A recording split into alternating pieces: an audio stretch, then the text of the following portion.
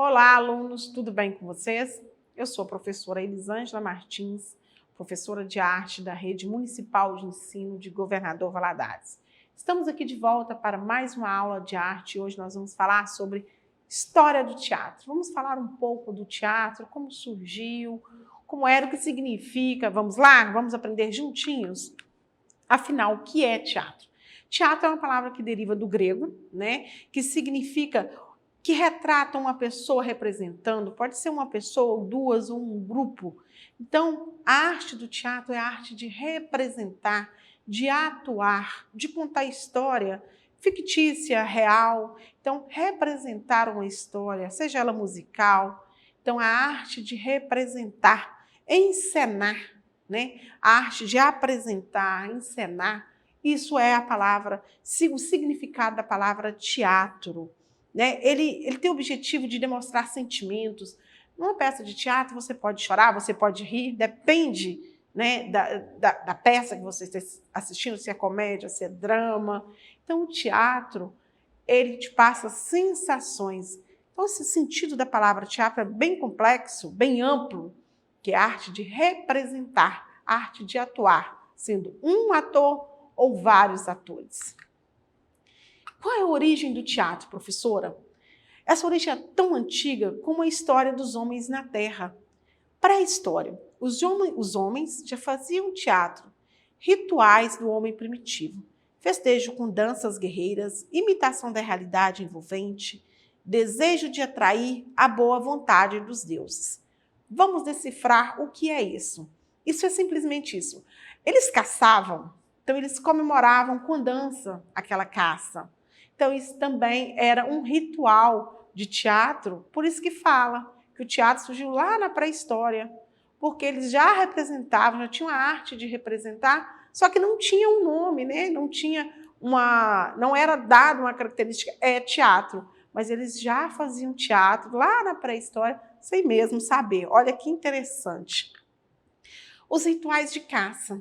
Então, os rituais de caça, eles não iam nas rochas, e deixavam as suas marcas ali, desenhavam o bicho que tinha caçado, e nas suas danças eles também representavam esse ritmo, eles representavam aquela dança, era representando a caça. Então, era uma forma de atuar. Por isso que fala isso. O teatro surgiu lá na pré-história. Os historiadores afirmam que o teatro surgiu em forma de ritual e com o tempo passou a fazer parte das representações de lendas relacionadas aos deuses e heróis de muitas culturas. Então, quando começou a história do teatro, a representar o teatro, os atores começaram a representar histórias, da cultura, que eles adoravam a deuses, diferentes. Então, o que aconteceu? O teatro começou a ser representado por histórias e lendas que aconteciam em determinada cultura e determinada região. Assim começou a popularizar o teatro, começou a fazer o teatro propriamente dito. A arte de representar. Eu disse lá no início, quando eu falei o que é teatro, que é a arte de representar.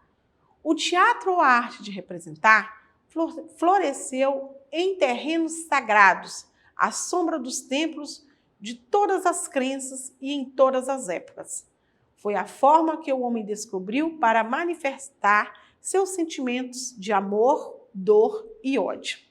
Como assim? Realmente, quando está representando uma peça romântica, você representa o amor.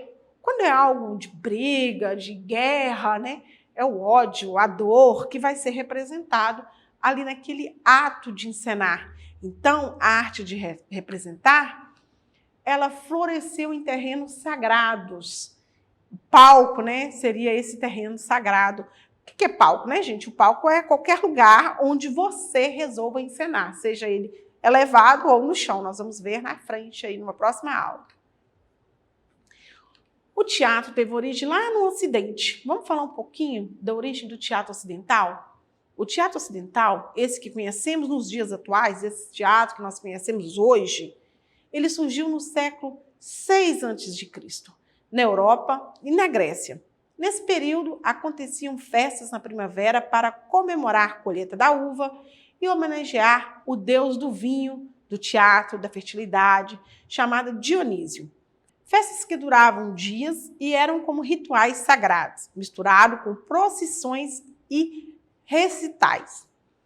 Olha, eu falei no início que o teatro é a arte de representar, e repito, eles representavam o que? Eles comemoravam a colheita do vinho, eles comemoravam a primavera. Então, ali é que começou a arte de representar, como a gente conhece hoje. Uma colheita era motivo de comemorar, então fazia-se teatro, encenação em cima da colheita, da festa do vinho, e isso era considerado para eles sagrado, era um ritual sagrado. Simbologia. Professor, o que é simbologia? Vamos pensar, ó. O que é simbologia? Simbologia vem de símbolo. O que é símbolo? Então, nós temos, qual é o símbolo do teatro? Alguém sabe? O símbolo do teatro são duas máscaras, né? Uma toda alegrinha, sorridente, e outra triste, melancólica. O que significa essas duas máscaras no símbolo do teatro? Uma significa, quem sabe, o choro, né? A triste, o drama. Já a toda sorridente, ela significa o quê? A comédia, a alegria. Então, o símbolo do teatro, gente, lembre sempre disso. São essas duas máscaras que são o símbolo do teatro, tá? Uma significa o drama, a tragédia, e a outra significa a comédia, né? A alegria. Por que surgiu o teatro ocidental e qual o seu papel? Por quê? Vamos lá? Como uma forma de registrar as histórias já conhecidas pela civilização grega. Seus deuses, suas guerras, suas maldições familiares, sua mitologia. A civilização grega foi uma das mais importantes do mundo antigo. Entender o surgimento da arte teatral é também aprender um pouco da cultura, da história desse povo. Então, o teatro surgiu para se comemorar, para se contar as histórias dos povos que ali viviam, né? Dos povos também que já não viviam mais, mas que tinham pessoas que vivenciaram aquilo e que começaram a montar as peças de teatro em cima de histórias que eles ouviam ou até que já tinham vivenciado. Teatro como arte e a sua importância. Você sabia que o teatro é a sétima arte? Não? Então fique sabendo. A arte de narrar, igual eu já disse, de contar, de dramatizar, quer seja através de textos literários ou da encenação, é uma história dos costumes sociais do homem de um povo, de uma cultura, porque relata acontecimentos, hábitos e relacionamentos entre pessoas e grupos sociais. Entender a história da humanidade passa necessariamente por conhecer sua arte e suas manifestações. Então, através da arte, conhecemos a história e a cultura de um povo. Por exemplo, vamos contar a história de Governador Valadares em uma peça teatral. É possível. Entendeu? Então, conta-se também a história real, não só fictícia. Quem foi o primeiro ator? Alguém sabe? Foi um jovem com o nome de Téspes. Olha que nome, Téspes.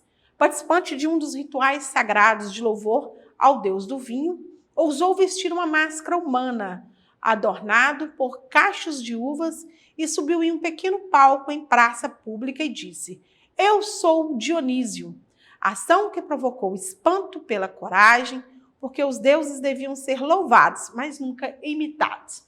Então, Téspes, ele pegou um cacho de uva, colocou na sua cabeça e foi para o meio da praça.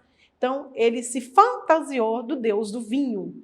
Então, ele foi o primeiro ator que se tem registro. Por quê? Ele não, acho que nem, a palavra certa não é se fantasiar, ele se caracterizou como ele achava que era o deus do vinho. Olha aqui, tem aqui uma coisa no teatro, essa imagem, eu quero que vocês foquem bem nela. Por quê? No teatro, além de você interpretar, de você narrar, você também se caracteriza, né? Você consegue se vestir para que possa passar a mensagem que você quer. As edificações do teatro. O que é edificações, gente? Até agora nós falamos do teatro na forma de representar, de atuar. Mas vamos falar também do teatro espaço físico, né? Que começou a surgir.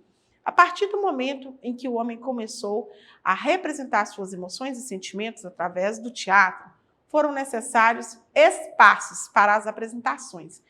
Vão se construir prédios, né, espaços para o teatro. Vamos ver? E assim apareceram construções de estilos diferentes, que sofreram influências culturais até chegarem a dos dias atuais, inclusive sendo fontes de inspiração para arenas de esportes populares, como futebol, rodeios, ginásios e etc. Isso mesmo, gente. Os primeiros teatros, eles eram feitos em forma, né, arredondada, forma de círculo, lembrando um teatro, lembrando um campo de futebol. Esses foram os primeiros teatros existentes. A arquitetura dos espaços em que se faz arte é também um reflexo do seu tempo e das necessidades sociais e culturais do seu povo. A distribuição de lugares e elementos que compõem as encenações acompanham a importância dos representantes dos espetáculos. Esses espaços, eles também tinham, né? Hoje, que nós seríamos as cadeiras, né, eles tinham espaço para as pessoas se sentarem, para se assistir, né, a peça teatral. Você pode ver nessa imagem, foca na imagem, gente, e vejam que é um espaço arredondado e amplo, né? Você vê que o centro é onde os atores, né, vão se apresentar e o público fica em volta. É mesmo como se fosse um campo de futebol ou um ginásio.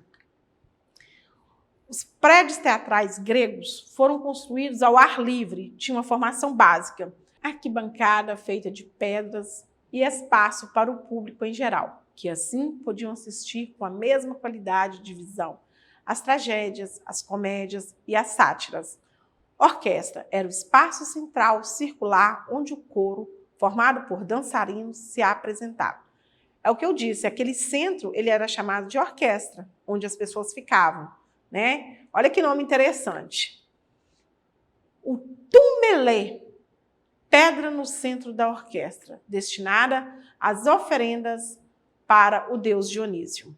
Proscênio, destinava-se ao líder do coro. Palco, inicialmente de madeira e depois de pedra. Era o espaço destinado aos cenários e para a troca de figurinos e máscara.